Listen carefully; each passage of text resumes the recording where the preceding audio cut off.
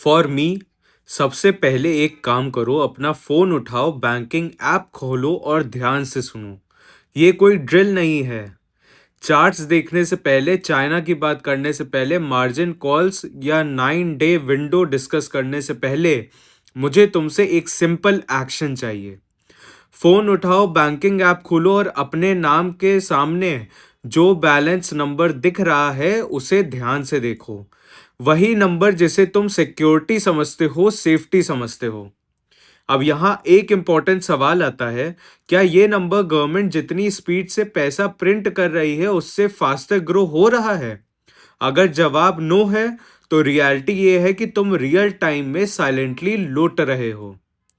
तुम्हारी वेल्थ धीरे धीरे इवेपोरेट हो रही है बिना शोर के, जब तुम सो रहे हो। और यहाँ एक और मिसकंसेप्शन क्लियर कर दूं। अगर तुम सोच रहे हो कि स्टॉक मार्केट रैली तुम्हें बचा लेगी, तो रुक जाओ, क्योंकि जब करेंसीज कोलैप्स करती हैं, स्टॉक्स वर्टिकल जाते हैं, लेकिन कंपनीज स्ट्रांग होने की वजह से नहीं, बल्कि मेजरिंग स्टिक वीक होने की वजह से। अब कंटेक्स्ट सेट हो चुका है, तो चलिए आगे बढ़ते हैं। लेडीज एंड जेंटलमैन, मैं हूं हितेश, और सिचुएशन ये है कि हम मॉडर्न सिल्वर हिस्ट्री के सबसे डेंजरस ट्रेडिंग विंडो से 24 घंटे भी दूर नहीं है। क्यों? चलिए स्टेप बाय स्टेप समझते हैं। चाइनीज मार्केट्स 9 दिन के लिए बंद हो रहे हैं, और ये सिर्फ एक नॉर्मल हॉलिडे नहीं है। ये 9 दिन वो पीरियड है जब दुनिया के अराउंड 70% रिफाइंड सिल्वर सप्लाई के गेट कीपर्स कंप्लीटली साइलेंट हो जाएंगे। इसका मतलब क्या हुआ? इसका मतलब न्यूयॉर्क और शिकागो के पेपर कैसीनोज ऑपरेट करेंगे बिना अपने सबसे बड़े काउंटर प्लेयर के। और इसी दौरान वो बैंक्स जो 400 मिलियन आउंसेस सिल्वर शॉर्ट हैं, जो उनके पास एक्चुअली एग्जिस्ट ही नहीं करता, डिलीवरी डेडलाइन से पहले प्राइस को नीचे ढकेलने की कोशिश करेंगे। अब मैं ये क्लियर कर दूं, ये कोई स्पेक्यूलेशन नहीं है, ये एक मैथमेटिकल सेटअप है जो अनफोल्ड हो रहा है। हम मार्च कॉन्ट्रैक्ट्स के फर्स्ट नोटिस डे से सिर्फ 13 दिन दूर हैं, और फर्स्ट नोटिस डे का मतलब होता है एक्सचेंज को डिसाइड करना पड़ेगा मेटल डिलीवरी होगा या एक्सक्यूजेज आएंगे। In simple words, battle field already draw हो चुकी है। एक साइड पर चाइना खड़ा है, जो रिफाइनिंग कैपेसिटी कंट्रोल करता है, फिजिकल सप्लाई होल्ड करता है और एक्सपोर्ट रेस्ट्रिक्शंस लगा चुका है। दूसरी साइड पर कॉमेक्स, जेपी मॉर्गन और वेस्टर्न बैंकिंग कार्टेल खड़े हैं, जिन्होंने सिल्वर के प्रोमिसेस बेच दिए बिना मेटल के। और हिस्ट्री बताती है कि जब वो फंसते हैं, रूल्स चेंज हो जाते हैं। अगर तुम्हें लगता है ये पहली बार हो रहा है, तो नहीं। चलिए थोड़ा हिस्ट्री कनेक्ट करते हैं। 1980 में हंट ब्रदर्स ने सिल्वर एग्रेसिवली एक्यूमुलेट किया, इन्फ्लेशन हेज के नाम पे। जैसे जैसे उनकी बाइंग बढ़ी, प्राइस $6 से $50 चला गया। एक्सचेंज पैनिक में आ गया, और फिर क्या हुआ? Rules change. बायर्स का लेवरेज बंद, सेलर्स का allowed. Result, price collapse. Hunt brothers bankrupt, banks safe. Point समझे? प्लेबुक तब भी सेम था, आज भी सेम है, लेकिन आज एक डिफरेंस है, और वो डिफरेंस बहुत बड़ा है। तब अपोनेंट 2 बिलियनियर्स थे, आज अपोनेंट एक पूरी सुपर पावर इकोनॉमी है। इसलिए ये डेविड वर्सेस गोलियथ नहीं, ये गोलियथ वर्सेस गॉडजिला है।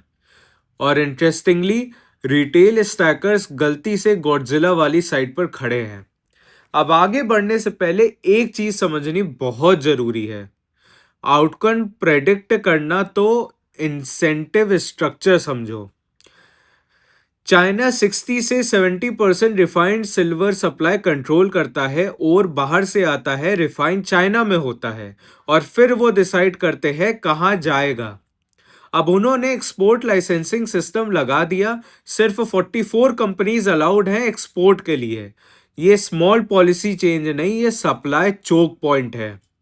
सोचो, अगर तुम चाइनीज रिफाइनर हो, न्यूयॉर्क को बेचोगे या डोमेस्टिक ईवी और सोलर डिमांड को? Obviously domestic.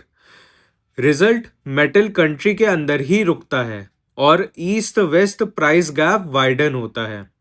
और जब नॉर्मली 1% स्प्रेड भी बड़ा माना जाता है, वहां 20 से 25% प्रीमियम एबनॉर्मल सिग्नल है। यह मार्केट फ्रैक्चर का साइन है। अब सवाल, चाइना ये सब क्यों करेगा? सिंपल लॉजिक है, जिसके पास एसेट होता है वो प्राइस राइज चाहता है। सोलर, ईवी, इलेक्ट्रॉनिक्स सब सिल्वर परमानेंटली कंज्यूम करते हैं। ये रिवर्सिबल डिमांड नहीं, ये वन वे ड्रेन है। दूसरी तरफ कॉमिक्स और बैंक्स हेवली शॉर्ट हैं। Registered silver approx 100 million ounces, paper promises 400 million ounces, यानी 4x प्रोमिसेस 1x मेटल। ये सिस्टम तब तक चलता है जब तक लोग डिलीवरी डिमांड नहीं करते। लेकिन जनवरी में अब नॉर्मल डिलीवरी डिमांड आई और ये एक वार्निंग सिग्नल है। अब अगर तुम एक्सचेंज हो तो चॉइस क्या है? लॉस एक्सेप्ट करो या रूल्स चेंज करो? हिस्ट्री के बेसिस पर आंसर ऑब्वियस है। और अगर कोई बोले मैनिपुलेशन नहीं होता, तो याद रखो जेपी मॉर्गन को मेटल्स स्पूफिंग के लिए हैवी फाइन लग चुका है। ये डॉक्यूमेंटेड फैक्ट है।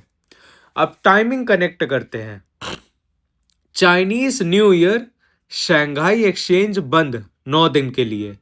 यूएस प्रेसिडेंट्स डे, यूएस भी बंद।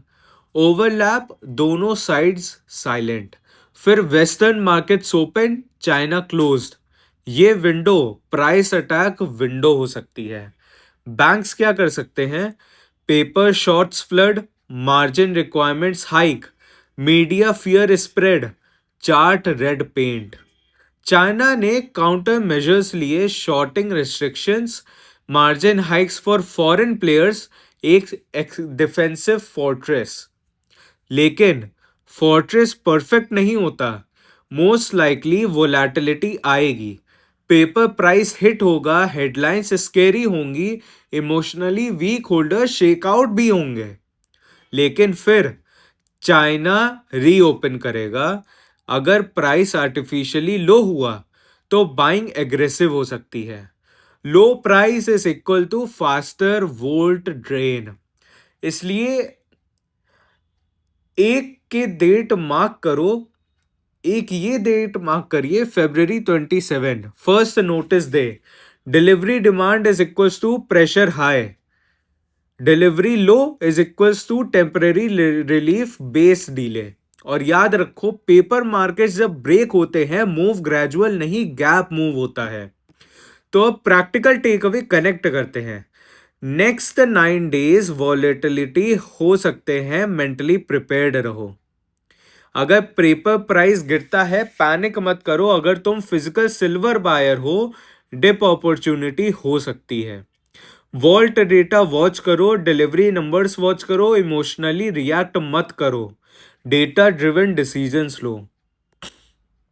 चाइना सप्लाई कंट्रोल करता है, एक्सपोर्ट रेस्ट्रिक्शंस एक्टिव है, वेस्टर्न एक्सचेंजेस हेवली शॉर्ट हैं, चाइनीज शटडाउन विंडो ओपन हो रहा है, प्राइस स्मैश अटेम्प्ट पॉसिबल है, डिलीवरी डेडलाइन क्रिटिकल है।